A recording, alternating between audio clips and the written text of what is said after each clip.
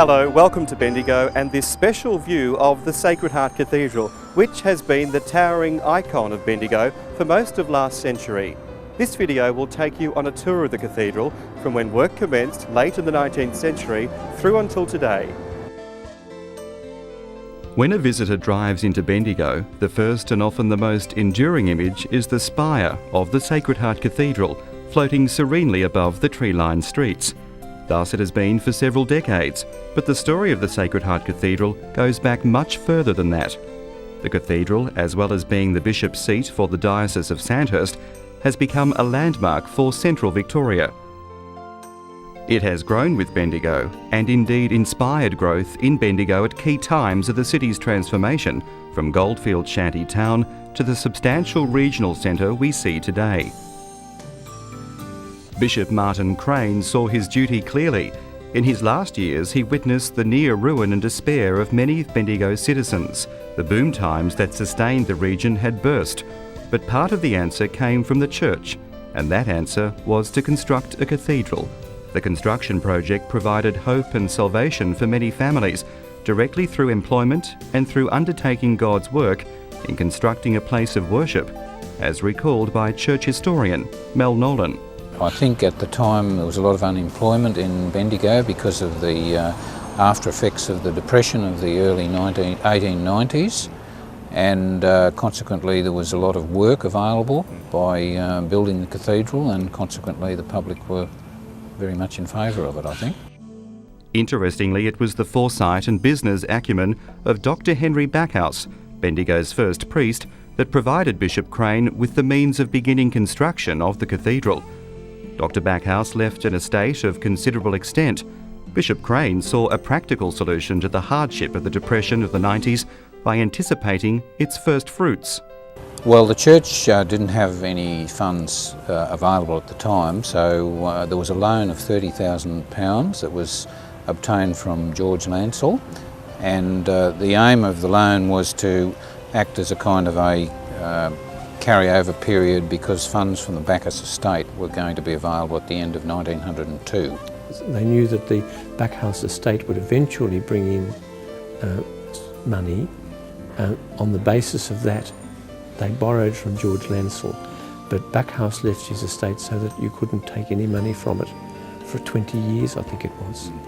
And so they borrowed £33,000 from George Lancel, and he charged compound interest on it.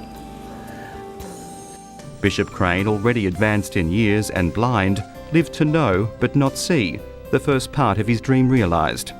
The nave was completed and the foundations laid for the work remaining, but Bishop Crane died on the 21st of October 1901, 3 weeks after the formal opening by Cardinal Moran. The cathedral itself was reflective of those times and the substantial buildings that form the architectural backbone of Bendigo. In the late 1880s, there had been a number of major buildings constructed, such as the law courts, the post office, town hall and so on. And Bendigo was regarded as a very important town, and I suppose the church authorities thought that there should be a very imposing building to compare favourably with those other ones. The work continued under the guidance of Bishop Revel, with the organ installed in 1906 and the lantern towers completed at the western end in 1908. The organ remains a significant feature, continuing today to accompany the splendour of the cathedral.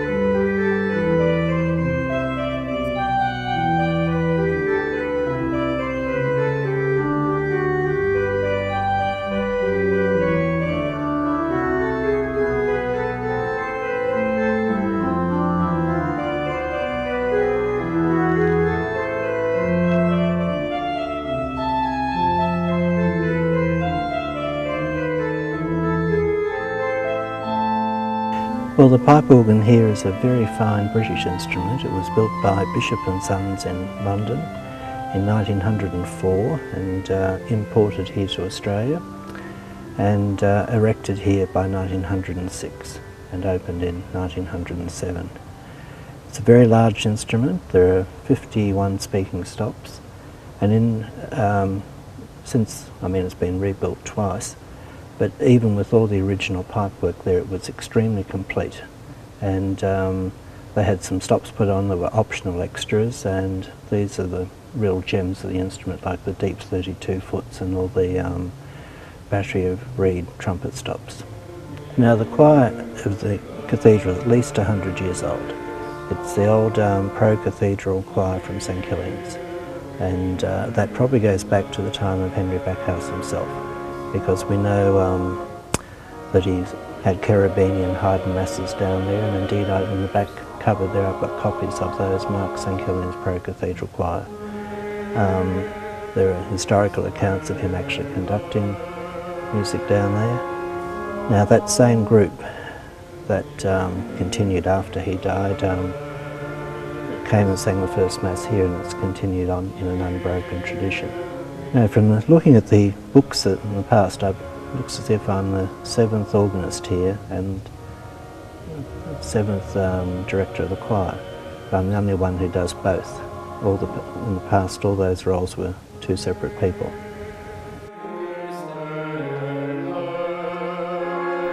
A significant arrival in 1914 was the bishop's chair, designed, carved and constructed in Austria and imported. The bishop's chair is a very ornately carved chair. It came out from Austria in 1914. It arrived only a couple of weeks before the outbreak of war, and I think at the time there was restrictions put on imports from that part of the world.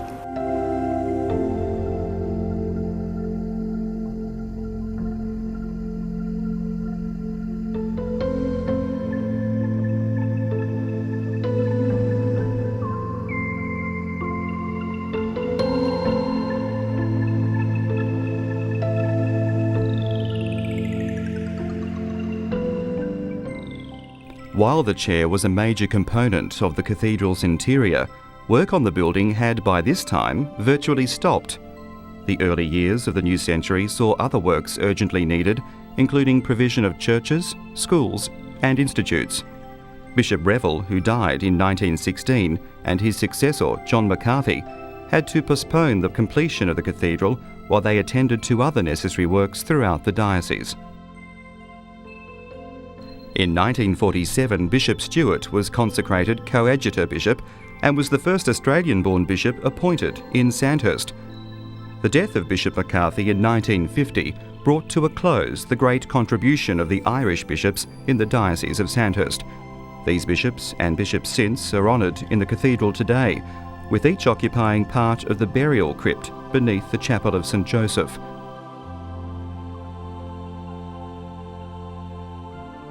The crypt, directly below and accessible by removal of panels in the chapel floor, is guarded by an altar of black granite from South Australia. The bishops were not originally buried here. The remains of the first 3 bishops of Sandhurst were exhumed and reinterred in the crypt in 1974. By the time of Bishop McCarthy's death, the cathedral had served as the bishop's seat for nearly half a century. Some works took place in 1934, when the front steps and granite fence were completed, but the building proper was still not completed according to the original plans. The amazing thing is that the Sacred Heart Cathedral actually took 82 years to construct. Work stopped for 53 years. When it recommenced, it took another 23 years to complete the final section.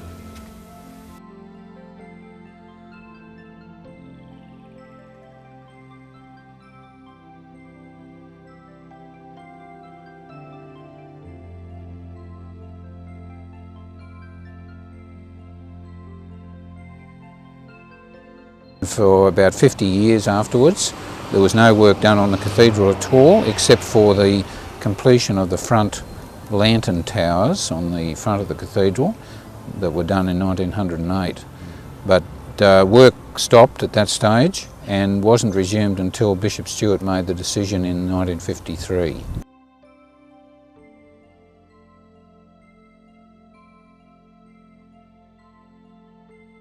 In 1954, the foundations that had been sitting silently for more than 50 years were uncovered, but not without some searching. That was a marvellous thing that Bishop Crane was able to do, provide work for people.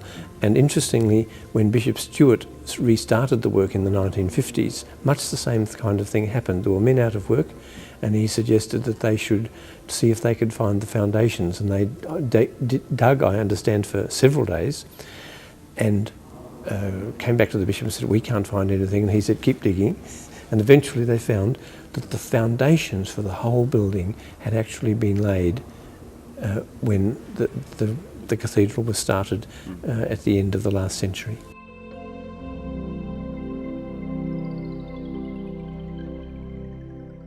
For years, the cathedral, from the exterior, had a truncated, half-completed look. The opportunity to complete the building created a huge amount of interest throughout the Bendigo community.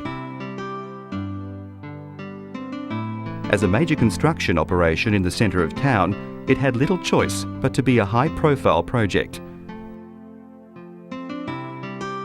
The actual building practices were a combination of the traditional and the modern. Workmen manhandled the huge pieces of stone into place, and while modern cutting equipment was utilised for the big jobs, the handsaw still had a role to play.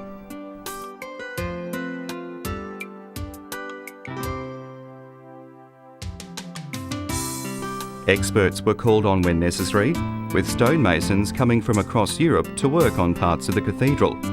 There's little doubt the team took a great deal of pride in their work.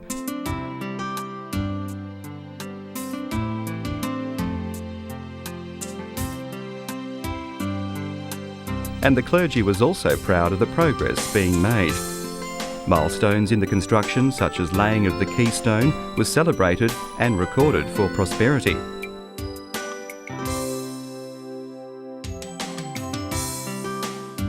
And everyone involved had every reason to be proud. The second part of the cathedral was the fulfilment of a dream, as well as being an outstanding building achievement. The dimensions of the job were huge. The completed cathedral covers more than 2,000 square metres inside the walls, while the spire, to the top of the cross, stretches nearly 87 metres into the sky.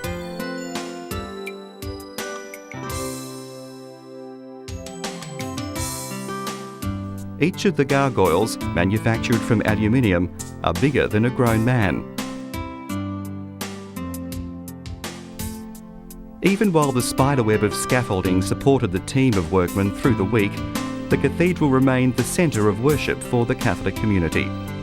As the work continued around the site, the congregation still worshipped and the choir still sang. As had been the case during the construction of the first section, the renewed building program provided work for the team of builders and also for industry. Trading firms were called upon for major and minor supplies to the building, including woodwork, the metal construction, the plumbing, the plastering, the electrical work, the windows, and various other supplies for a building of this size. Well, a lot of it was done in the days before there were all sorts of cranes and lifting devices. They were fairly basic means that the workers had to do it, but I guess they proceeded slowly and ultimately they got through it. There was a small group of workers who worked on the building from 1954 onwards, and work was very slow, obviously. And as the years went by, well, progress was made until in 1973 the interior was completed, and then the spire and the tower were completed in 1977. Work proceeded fairly smoothly. A lot of the work was done using very basic tools. For example, there are photos that show some of the limestone being sawn by a hand saw. The project proceeded fairly smoothly, although construction of any major building is potentially dangerous. One such tragedy befell one of the workmen. There was one man who fell off the scaffolding and became a paraplegic as a result of that. But he came back to work, and the little rosettes which you'll find at the bases of the arches in the transept were actually carved by him in a wheelchair when he'd been lifted up on the scaffolding each morning when he came to work. Final construction of the building, some 3/4 of a century after it commenced, was the cause for much celebration. The cathedral and the altars are consecrated, and finally there is the Mass of dedication.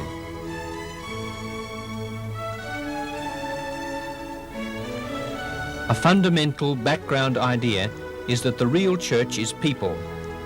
When Jesus spoke of his church, he meant his followers.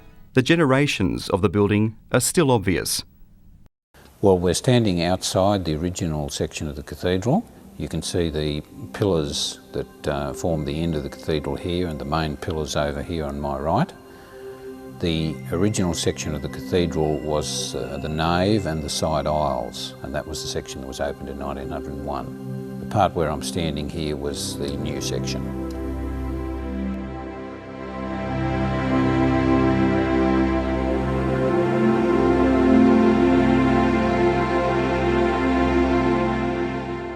Today, the cathedral is an imposing building soaring over what was once the Bendigo goldfield. Early English Gothic in style, it is built of Barrabool freestone on foundations of Harcourt granite. Dressings are of lighter worn pond stone, while Mount Gambier limestone has been employed widely in carvings and decorative stonework. The interior has a quality of its own. Flooded with the golden light of afternoon, the nave is particularly impressive. Divided into bays, it is some 22 metres in total width and 76 metres in length. The seating is of Australian blackwood, and the entire floor area is of Calcutta Vargley extra marble.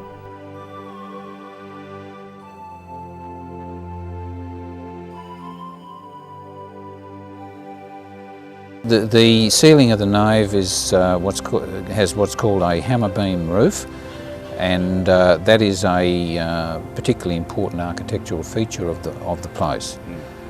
The ceiling consists of various woods such as kauri and Oregon, various types of pine and so on, and there are quite a lot of ornate carvings on the ceiling.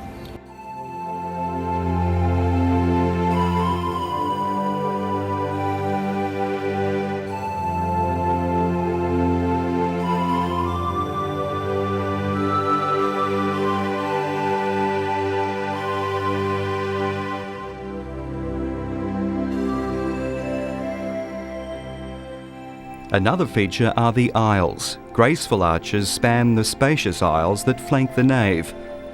The heart of the cathedral is the sanctuary. Sicilian pearl marble is used to sheathe the walls. The flooring and communion rails are of Calcutta Vargley extra marble, and Verdi Tinos marble surrounds the high altar of Dramana granite.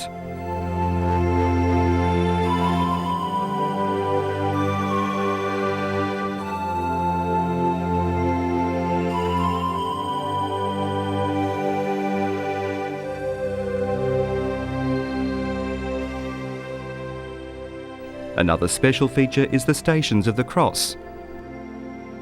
And there's an interesting story about these. The Stations of the Cross are 14 pictures that depict our Lord's journey from Pilate's court when he was condemned to death to his crucifixion and his burial. Now there are stories about the stations being mostly done in Italy, Cavallaro coming out here and painting Bendigo faces onto them, and that picture of the Sacred Heart arrived out here rolled up. It was unrolled and framed, and he completed it here. These are somewhat traditional stories that are a bit hard to really document. The painting behind me was created by the Italian artist Cavallaro, who also painted the 14 Stations of the Cross. He was commissioned by the church to undertake this work, which he started in Italy and completed right here in Bendigo. This painting was originally hung on the front wall of the nave, which was removed to make way for the second stage of the cathedral. And the funny thing about it, we could never get it to hang straight. No matter what you did with it, it always looked crooked. Maybe it was because of the size of it. And when you looked at it from one side, it looked crooked one way, and when you looked at it from another side, it looked crooked another way. But at least we know it's straight against the back wall.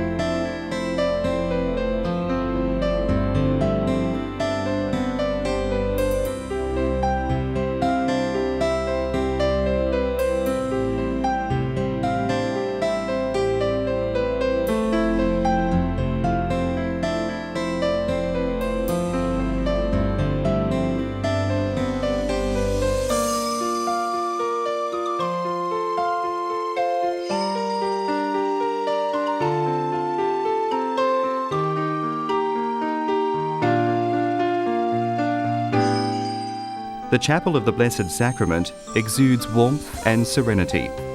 The circular walls are sheathed in Sicilian pearl marble, and the exquisitely timbered ceiling is of western red cedar from British Columbia.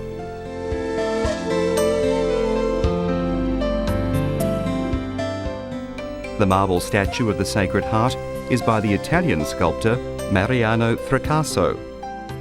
The centuries-old sanctuary lamp in the Chapel of the Blessed Sacrament was the gift of Father John Stockdale in memory of Father John Daly, and is thought to be of Florentine origin. In the altar, Swedish rose-red granite has been used to striking effect. One of the cathedral's outstanding features is the stained glass window, occupying most of the western front above the main entrance. The gift of Bishop Crane and made by John Hardiman of Birmingham, the window is nearly 10 metres in height. The centre depicts the Sacred Heart, flanked on one side by Our Lady and St Joseph, and on the other, Saints Augustine and Patrick. In the Lady Chapel, mosaic wall panels depict ancient Marian symbols. The altar itself is of white Carrara marble, with contrasting marble insets. But the cathedral imposes more than a physical presence on Bendigo. I guess it has to be understood best when you see it full of people. It looks a little bit like a large museum when it's empty or relatively empty like this. It's a place for celebration, which I suppose underlines the fact that the church is really the people of God, and it's the people of God, the church, that gathers in this place.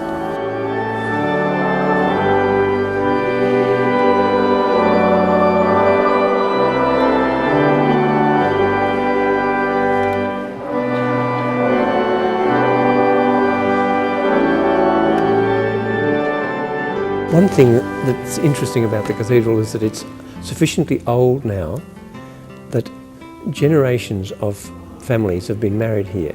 You get grandparents, parents, and now their children are celebrating their marriages in this place. So it's become, if you like, the marriage church for some families around the place who've been in the area for a long, long time.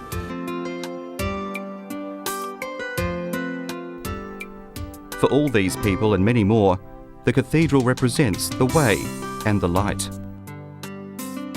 I think one of the marvellous things about this cathedral is the light. And you can see it up the front there now. And the plan is that there will never be any stained glass windows like the one at the back in the West End that would hide out the light, because the light is just so beautiful in here. And I suppose from, again, a spiritual point of view, Jesus said, I'm the way, the truth and the life, I'm the light of the world. And so people come here to get guidance on their way to heaven.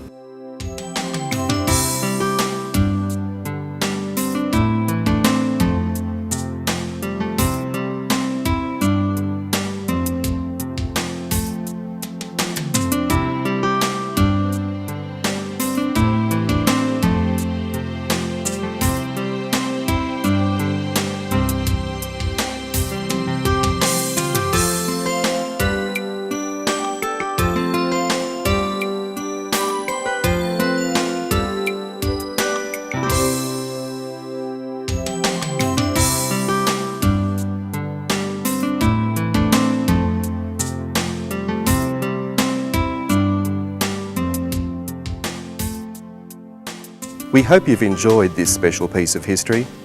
This magnificent building has been 100 years in the making, and it stands today as a wonderful monument to the worship of God and the city of Bendigo.